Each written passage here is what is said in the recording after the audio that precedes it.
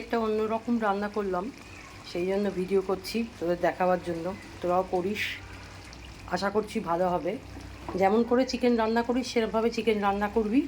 Chicken রান্না হয়ে গেলে আর একটা কড়াইতে দেখ, আমি এখানে এই কিমা আছে না, কিমাটাকে একটু বেরেস্তা দিয়ে আর দিয়ে যেমন করে চিকেন কিমা রান্না করে একটু বেরেস্তা দিয়েছি খালি, আর আদা রসুন বাটা অল্প একটু, সবই অল্প অল্প দিয়েছি।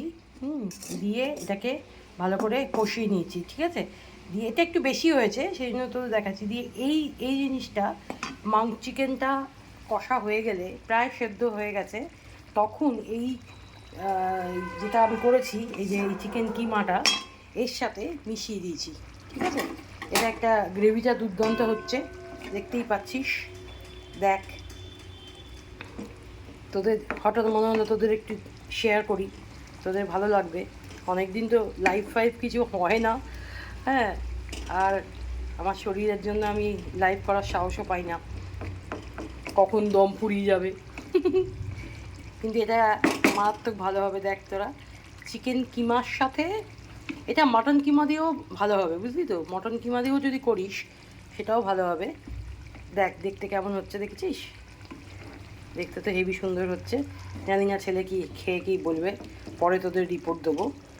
প্রায় হয়ে এসছে। চিকেন কিমা তো অল্পতেই ওই নাড়তে নাড়তেই সেদ্ধ হয়ে গেছে। আর চিকেনটা যেমন করে রান্না করি সেরমভাবেই রান্না করেছি, এমনি প্লেন যেমন চিকেন রান্না করে। দিয়ে ধনেপাতা একটু দিয়েছি, আর এইটা করার সময় বেরেস্তা দিয়েছি, ঠিক আছে। আর এইটা হেভি কালারটা এসছে না, খুব সুন্দর কালারটা এসছে। এটা রান্নাটার নাম হচ্ছে চিকেন উইথ চিকেন কিমা। এটা মাটন কিমা দিয়েও আরও তো দুর্দান্ত হবে। তোরা করিস, আমার ভালো লাগবে। টাটা।